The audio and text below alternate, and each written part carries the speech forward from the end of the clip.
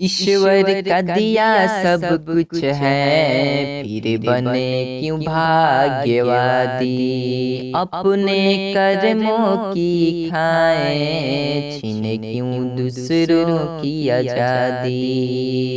हो ला ला ला ला ला।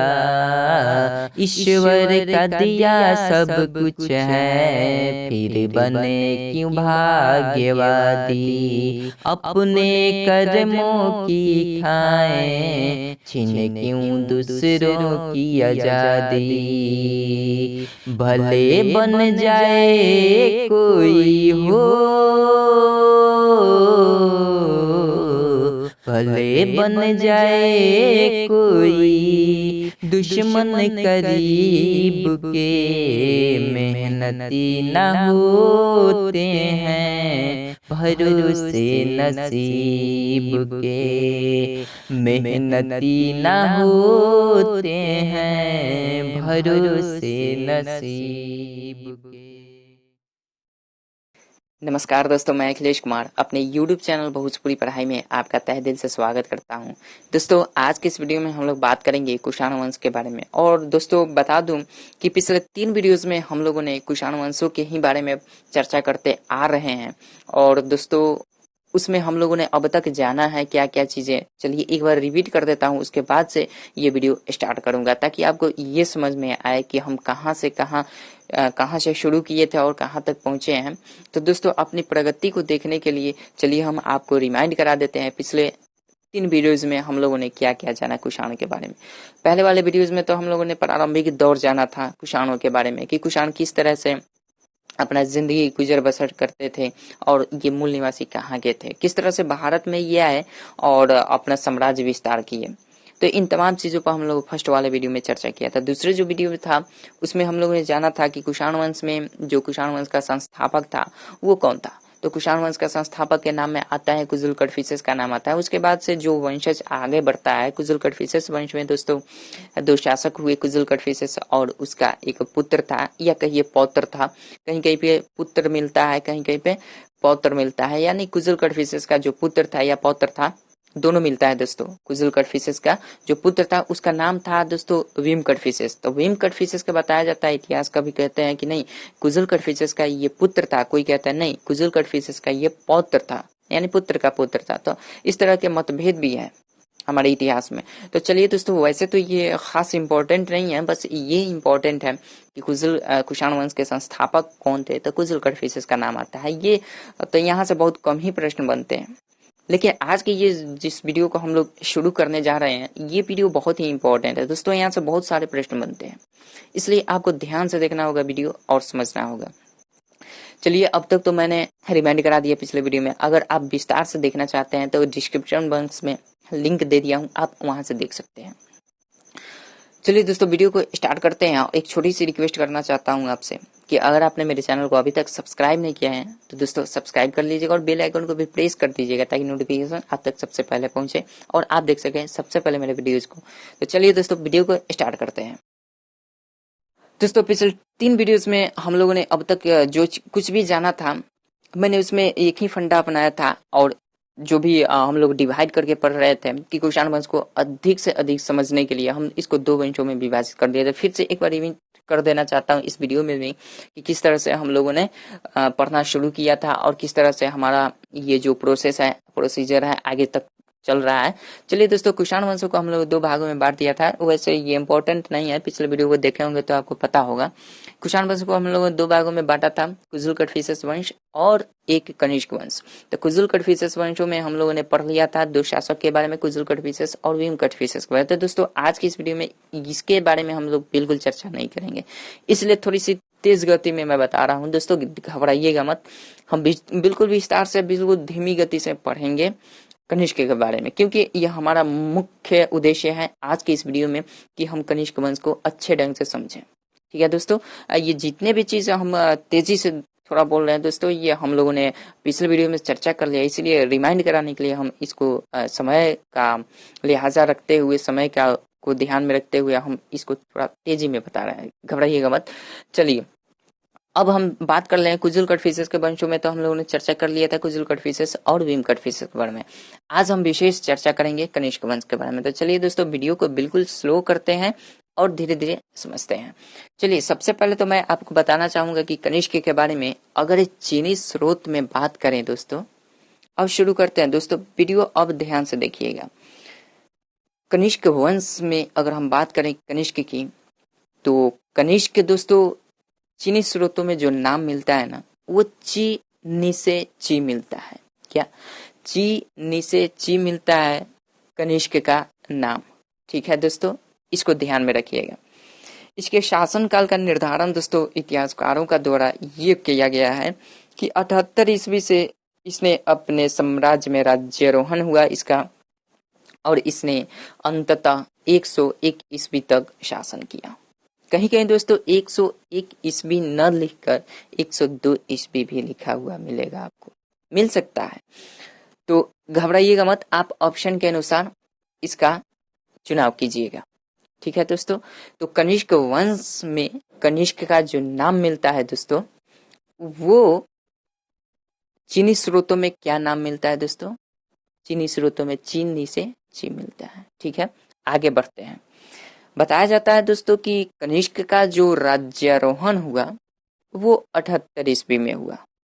ठीक है, बट ये कन्फर्म नहीं है, ये कन्फर्म नहीं है कि कनिष्क का जो राज्यारोहण हुआ 78 ईस्वी में ही हुआ, बट ये जरूर कन्फर्म है, इतिहासकारों का ऐसा कहना है कि ये जरूर कन्फर्म है कि कनिष्क जो था कुषाण वंशों में तीसरे शासक के रूप में शासन किया। पहले शासक के रूप में तो कुजुल कटफिशेस था, दूसरे शासक के रूप में भीम कटफिशेस था, और तीसरे शासक के रूप में कनिष्क ही शासन किया, ऐसा इतिहासकारों का कहना है। लेकिन 78 ईस्वी में इसका राज्यारोहण हुआ, इसका कोई ये मतलब कि पूर्ण रूप से सहमति नहीं है। इतिहासकारों का ये अनुमान है कि 78 ईस्वी में ही इसका राज्यारोहण हुआ। और दोस्तों, जैसे ही इसका राज्यारोहण हुआ, इसने एक संवत की शुरुआत कर दी। इसकी एक संवत की शुरुआत कर दी जिसका नाम था शक संवत। क्या नाम था? शक संवत नाम था। और शक संवत बताया जाता है कि इतिहासकारों का द्वारा ये कहा जाता है कि शक संवत जो इसने आरंभ की ना, ये अपने राज्यारोहण के उपलक्ष्य में ही की थी। राज्यारोहण के उपलक्ष्य में ही की थी शक संवत का प्रयोग, जिसका आज भी भारतीय इतिहास में तो प्रयोग हुआ ही है, और आज भी हमारे भारत के सरकारें इसका प्रयोग करती है। तो ध्यान रहेगा दोस्तों कि कनिष्क ने ही शक संवत की आरंभ की, और कब की? 78 ईस्वी में की। ठीक है दोस्तों, और इसने अपने राज्यारोहण के उपलक्ष्य में ही इसकी शुरुआत की। आगे हम चर्चा करें दोस्तों, तो इसका जो साम्राज्य विस्तार था ना, साम्राज्य का विस्तार जो इसका था, ये अफगानिस्तान तक था। अफगानिस्तान था, सिंध था, बैक्ट्रिया था, पार्थिया था, यहाँ तक इसका साम्राज्य का विस्तार था। कनिष्क बहुत महत्वपूर्ण शासक के रूप में कुषाण वंश में अपना शासन किया, और इसका साम्राज्य विस्तार जो था अफगानिस्तान में था, सिंध में था, बैक्ट्रिया में था, पार्थिया में था, यहाँ तक इसका साम्राज्य का विस्तार था। और जो इसकी 2 राजधानी भी थी दोस्तों, इन सभी साम्राज्यों की 2 राजधानी भी थी इसकी, और पहली राजधानी का नाम आता है पेशावर। पेशावर जो अभी पाकिस्तान में है, जिसको पहले पुरुषपुर के नाम से जाना जाता था। तो आज ये पेशावर के नाम से, जो कि पाकिस्तान में अभी वर्तमान में है। और एक जो राजधानी थी वो मथुरा थी। कनिष्क की 2 राजधानी हुआ करती थी दोस्तों। यहाँ से बहुत सारे प्रश्न बन सकते हैं। पहला प्रश्न तो ये बन सकता है कि कनिष्क की प्रथम राजधानी कहाँ थी? तो ये आ जाता है हमारा पुरुषपुर। कहाँ पे? पुरुषपुर आता है। और दूसरी राजधानी जो थी वो मथुरा में थी। ठीक है, आगे बढ़ते हैं दोस्तों। तो अगर हम कनिष्क का पूर्वी भारत पर विजय देख लें दोस्तों, तो कनिष्क ने पूर्वी भारत पर भी आक्रमण किया था। और कहाँ किया था? पूर्वी भारत में। चलिए दोस्तों, इसको भी जान लेते हैं। तो दोस्तों, बताया जाता है कि श्री धर्मपिटक निदान सूत्र में के चीनी अनुवाद के अनुसार ये बताया जाता है कि कनिष्क ने पूर्वी भारत में आकर पाटलिपुत्र के राजाओं पर आक्रमण कर दिया था और वहां के राजा को बहुत बुरी तरह पराजित कर दिया था। कहाँ? पाटलिपुत्र में आकर, जो कि पूर्वोत्तर भारत में पड़ता है पाटलिपुत्र, और पाटलिपुत्र पर आकर कनिष्क ने आक्रमण कर दिया। आक्रमण करने के पश्चात वहां का राजा हार गया, वहां का राजा पराजित हुआ, बहुत बुरी तरह से पराजित कर दिया कनिष्क ने। और कनिष्क ने पराजित तो किया ही, लेकिन हार जाने के रूप में इसने बहुत बड़ी रकम की भी मांग कर दी उल्टे में। समझिए, इसने पराजित भी किया पाटलिपुत्र के राजा को, और उल्टे में हार जाने के तौर पर इसने क्या किया? उल्टे में हार जाने के तौर पर इसने बहुत बड़ी रकम की मांग कर दी। और हुआ यूं, रकम तो नहीं दिया गया, परंतु एक बौद्ध विद्वान को दिया गया जिसका नाम था अश्वघोष। क्या नाम था? जिसका नाम था अश्वघोष। और एक बहुत ही अद्भुत सा मुर्गा दिया गया, और इतना ही में ये कनिष्क संतुष्ट हो गया। तो इस तरह से इसने पूर्वोत्तर भारत में भी आक्रमण किया था। ठीक है दोस्तों, तो इसको अश्वघोष को दिया गया और एक अद्भुत मुर्गा दिया गया जिससे ये संतुष्ट हो गया। ठीक है दोस्तों, उसके बाद से आता है कि पाटलिपुत्र, कुम्भरार, वैशाली, बक्सर, यहाँ के कुछ कुषाणकालीन सिक्के प्राप्त हुए हैं, जिससे ये पता चलता है कि पाटलिपुत्र, कुम्भरार, वैशाली, बक्सर, यहाँ तक कनिष्क का साम्राज्य विस्तार था, क्योंकि यहाँ से कुछ कुषाणकालीन सिक्के प्राप्त हुए हैं। ठीक है दोस्तों, इसको याद रखिएगा। चलिए आगे बढ़ते हैं, आगे देख लेते हैं दोस्तों। तो आगे दोस्तों, तिब्बती साहित्य के अनुसार ये बताया जाता है कि उत्तर प्रदेश में अयोध्या, जिसका पुराना नाम साकेत भी कहा जाता है। वैसे तो अयोध्या और साकेत के नाम में बहुत ही कंट्रडिक्शन है। अगर चर्चा करें इसके बारे में तो दोस्तों इसका इतिहास ही कुछ अलग हो सकता है। तो आज तो हम इसके बारे में, साकेत और अयोध्या के बारे में चर्चा नहीं करेंगे, बट इतना जानिए कि अयोध्या का पुराना जो नाम था वो साकेत था। तो इसने क्या किया था?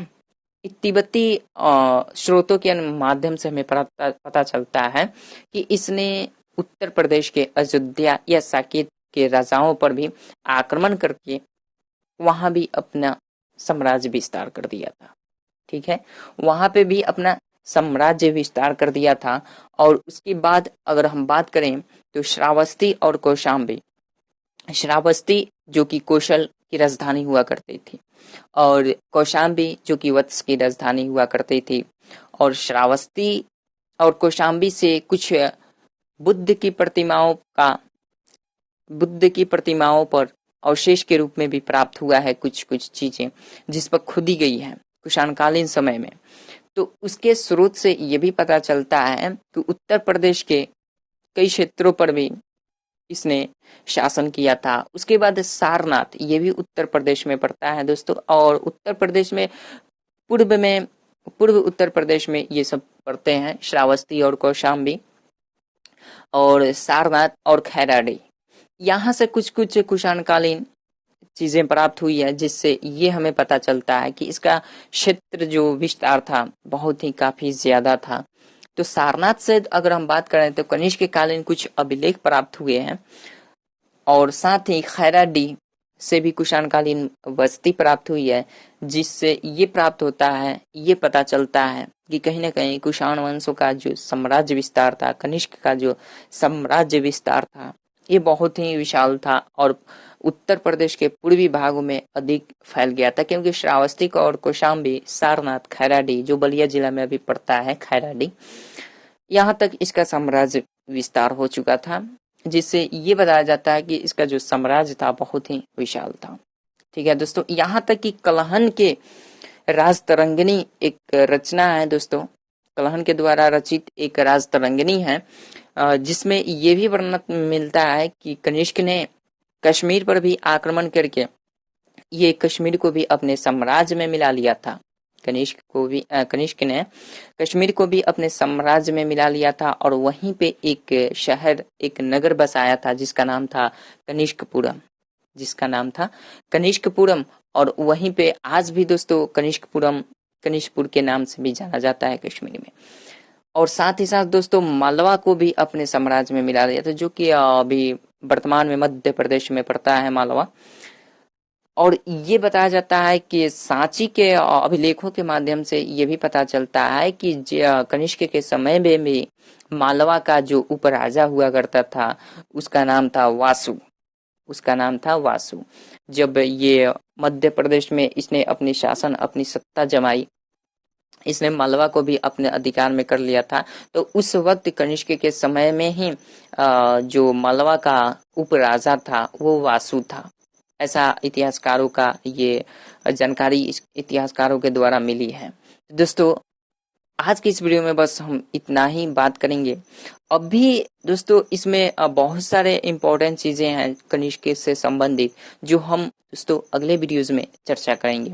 और अगले वीडियो में हम चर्चा करेंगे दोस्तों कि कनिष्क से जितने भी इम्पोर्टेंट प्रश्न बन सकते हैं। अभी तक तो हम लोगों ने कनिष्क के कुछ चीजों को जाना है, अभी भी बहुत चीजें बात की हैं जो हम अगले वीडियोज में चर्चा करेंगे। तो चलिए दोस्तों आज की इस वीडियो में बस इतना ही, और इस वीडियो को अंत तक देखने के लिए आपका बहुत बहुत धन्यवाद। दोस्तों अगले वीडियो में फिर मिलते हैं कनिष्क के ही साथ, तब तक के लिए धन्यवाद।